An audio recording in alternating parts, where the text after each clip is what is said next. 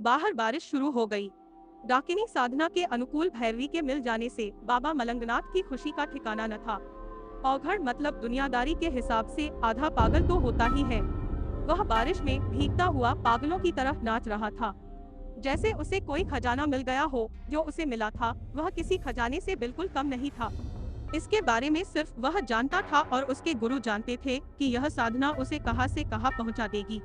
बारिश के पानी में दिल भर के नाच लेने के बाद बाबा फिर से खंडहर के कमरे में लौटा। मंजरी अब भी बेहोश है या फिर गहरी नींद में है। उसका कंबल इधर उधर हो गया है, जिसमें से उसके खुले हुए उन्नत और पुष्ट नितंब बाहर निकल आए हैं। सीने के पास का शरीर का कुछ हिस्सा भी दिख रहा है। ऐसे भाग जिन्हें देख शायद किसी भी पुरुष की नीयत डोल जाए। वह छलांग लगाकर कूद पड़े, गहराइयों को नाप लेने की अपनी अदम्य इच्छा का शमन करने के लिए, जो कि पुरुषों का सहज सामान्य स्वभाव होता है। लेकिन वो औघड़ ही क्या जो ऐसे दृश्यों से विचलित हो जाए। उच्च कोटि के तंत्र साधकों के लिए कहा गया है, भग बिच लिंग, लिंग बिच पारा, जो राखे सो गुरु हमारा, अर्थात जो भोग करते हुए भी अपने रस को स्खलित होने से रोककर रख ले वह सिद्ध, वह गुरु। सुनने में जितना आसान लग रहा है, यह इतना आसान नहीं है। जो विवाहित है या स्त्री पुरुष संबंधों का अनुभव रखते हैं, वह इस बात को अच्छी तरह समझते होंगे, इसलिए इसके विस्तार पर मैं नहीं जाऊंगा। बाबा मलंगनाथ आगे बढ़ा। उसने कंबल को अच्छी तरह से मंजरी को ओढ़ा दिया, कुछ और लकड़ियां आग में डाल दी। आग थोड़ी सी और भभक कर जलने लगी।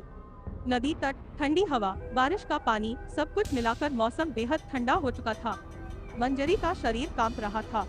बढ़ी हुई आग ने थोड़ी सी राहत उसे जरूर दी होगी और बाकी शायद कंबल ने। बाबा के पास वहाँ पर करने के लिए उतना ही था, जितनी व्यवस्था वह कर सकता था करके अपना अगला कार्य करने उसे जाना था। उसने अपनी मसानी शक्तियों को मंजरी की रक्षा में वहाँ पर लगा दिया और अपनी साधना संपन्न करने के लिए चिता की ओर बढ़ गया। बाबा मलंगनाथ चिता के बगल में आसन लगाकर बैठ गया। आज उसकी ऊर्जा का स्तर कुछ अलग ही था। वह इस अद्भुत प्राप्ति के लिए भी अपने आराध्य शमशान भैरव को धन्यवाद करना चाहता था, इसलिए उसने अपनी पूजा प्रारंभ कर दी। मंत्रों से श्मशान गुंजरित होने लगा। स्पष्ट शुद्ध उच्चारण, बादलों की गड़गड़ाहट जैसी गंभीर ध्वनि में मलंगनाथ के मुख से धारा प्रवाह मंत्र उच्चारित हो रहे थे। बाबा के द्वारा सिद्ध किए गए प्रेत उसकी आवश्यकता की चीजों को उपलब्ध कराने के लिए आसपास मौजूद थे। उसने मंत्रों का उच्चारण किया और अपनी आवश्यकता की चीजें बताकर उसे रवाना कर दिया। न जाने कहां से वहां पर मदिरा, मांस और अन्य सामग्रियां आ चुकी थी, जो उसके सामने करीने से सजा दी गई थी। थोड़ी देर में शमशान जागरण की क्रिया प्रारंभ हो चुकी थी। कोई तेजस्वी सिद्ध साधक प्रसन्न हो तो शक्तियां भी प्रसन्न होती है, और शायद वही हो रहा था। शायद प्रकृति भी इस अद्भुत साधना की संभावना को देखती हुई अपना उद्घोष कर रही थी। बिजलियां कड़क कड़क कर शमशान के आसपास गिर रही थी। ऐसा लग रहा था जैसे प्रकृति अपनी ओर से आतिशबाजियां छोड़ रही हो। घंघोर बारिश के पानी की वजह से चिता की आग कमजोर हो चुकी थी। वह जल कम रही थी और धुआं ज्यादा फेंक रही थी। मलंगनाथ के मंत्र उच्चारण के साथ प्रकृति की रौद्रता भी बढ़ती चली गई। कुछ आधा घंटे तक घंघोर बारिश और बिजली का कड़कना जारी रहा। मलंगनाथ बारिश में भीगता हुआ अपने मंत्र जाप में लगा हुआ था। चित्र विचित्र दृश्य आ जा रहे थे। वह देह सिद्ध साधक था, अर्थात जिसका शरीर उसके नियंत्रण में हो। उसको जैसे उन सबसे कोई मतलब ही नहीं था।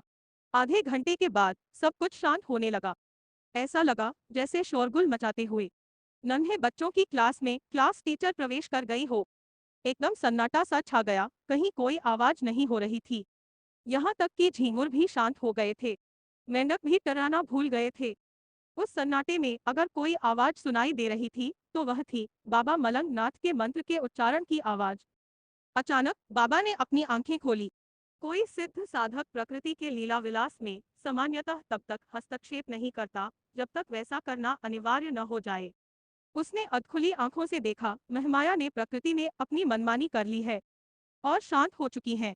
तो अब पुरुष अर्थात साधक के जागृत होने का समय था। वह तत्पर हुआ।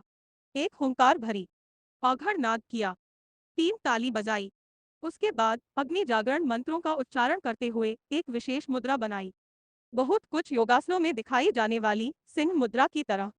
उसी मुद्रा में एक जोरों की दहाड़ मारी, वनराज की तरह पूरा शमशान उस आवाज से जैसे सहम सा गया। हर तरफ सन्नाटा बिखर गया। बाबा ने चिता की ओर उसी मुद्रा में कोई संकेत किया। आश्चर्य, चिता की आग धीरे धीरे सुलगने लगी। बारिश की बूंदों ने चिता की लकड़ियों में लगी आग को लगभग समाप्त कर दिया था और धुएं की शक्ल में बदल दिया था। उसी गीली लकड़ी में धीरे धीरे आग सुलग रही थी, जो कि सामान्य परिस्थिति में संभव ही नहीं है। बारिश की बूंदें इस प्रकार से गिरती हैं तो उसके बाद चिता में सिर्फ धुआं ही बाकी रह जाता है, जो काफी देर तक निकलता रहता है। नमी की वजह से आग बुझती चली जाती है, लेकिन यहाँ उसी गीली लकड़ी में धीरे धीरे आग सुलग रही थी। थोड़ी देर में लपटें लगभग 5-6 इंच ऊंची होने लगी। तभी बाबा ने अपनी आहुतियां देने का क्रम प्रारंभ कर दिया। चिता की लपटें उछल उछल कर आहुतियां स्वीकार करने लगी थीं। लगभग आधा घंटा और बीता होगा और अचानक चिता फिर से बुझ गई। बाबा की आहुतियां अब भी जारी थीं। वातावरण में अजीब सा भारीपन घुलने लगा था। अब चिता में से गहरा काला गाढ़ा गाढ़ा धुआं निकलने लगा। ऐसा लग रहा था जैसे काले रंग का कोई गैस का पाइप फट गया हो और वहां से धुआं निकल रहा हो। कुछ समय बीता और उस काले धुएं ने चिता के ऊपर इकट्ठा होकर एक आकार लेना प्रारंभ कर दिया। तभी न जाने कहां से अचानक बिजली कड़की। वह बिजली सीधी चिता के बगल में आकर गिरी। प्रकाश का एक जबरदस्त धमाका सा हुआ। उसके साथ ही उस काले धुएं में एक विशाल मुख का आकार दिखने लगा। लगभग 5-6 फुट के आसपास व्यास का वह मुख अत्यंत विकराल था। बड़ी बड़ी लाल लाल चमकती हुई आंखें, माथे पर ठीक बीचों बीच वैसा ही लाल लाल तीसरा नेत्र, गले में चमकती लगभग कलाई जितने व्यास की मोटी सी सोने की माला, जिसमें बड़े बड़े चमकदार रुद्राक्ष जैसे लेकिन लगभग तरबूज जैसे आकार के अजीब से मनकों की माला, कानों में बड़े बड़े झूलते सोने के कुंडल, लंबे लंबे चारों तरफ सांप की तरफ फैले हुए बाल जो उस मुखाकृति को और भयानक बना रहे थे। उसका मुंह खुला जिसमें से लंबे लंबे नुकीले दांत बाहर की ओर निकलते से प्रतीत हो रहे थे। और फिर शमशान उसके भयानक अट्टहास से गूंज उठा। वह था शमशान भैरव का विकराल रूप, जिसे देखकर बाबा मलंग नाथ जैसे अनुभवी साधक की रीढ़ की हड्डियों में भी सिहरन सी दौड़ गई। इतना भयानक स्वरूप, वह भी मुश्किल से 5-7 फुट की दूरी पर। देखने वाले की अवस्था की बस कल्पना ही की जा सकती है। कुछ क्षण के बाद मलंग नाथ चैतन्य हुआ और उसने भैरव बाबा को भोग प्रदान किया। भोग स्वीकार हुआ, मतलब आशीर्वाद मिल गया। और उसके साथ ही वह आकृति जिस प्रकार प्रकट हुई थी उसी प्रकार से धीरे धीरे विलुप्त हो गई। कुछ शमशान साधनाओं में साधना की सफलता तब मानी जाती है जब देवी शक्ति स्वयं या फिर उसके प्रतिनिधि के रूप में कोई पशु आकर साधक के द्वारा दिए गए भोग को ग्रहण कर ले। इसके पीछे भी लंबा चौड़ा रहस्य है, उस पर चर्चा फिर कभी चर्चा करेंगे। अर्धरात्रि के बाद जब बाबा मलंगनाथ अपनी साधना संपन्न करके लौटा तो मंजरी के शरीर में थोड़ी सी हलचल हो रही थी, लेकिन अभी भी वह बेहोश जैसे पड़ी थी। बाबा ने उसकी सांस चेक की, ठीक चल रही थी। वह उसे देखता हुआ वहीं आग के पास बैठ गया और उसके होश में आने की प्रतीक्षा करने लगा। आखिर उसका 10 वर्षों का इंतजार पूरा जो होने वाला था। प्रतीक्षा करते करते उसकी आंख लग गई। इधर थोड़ी देर के बाद मंजरी को होश आया।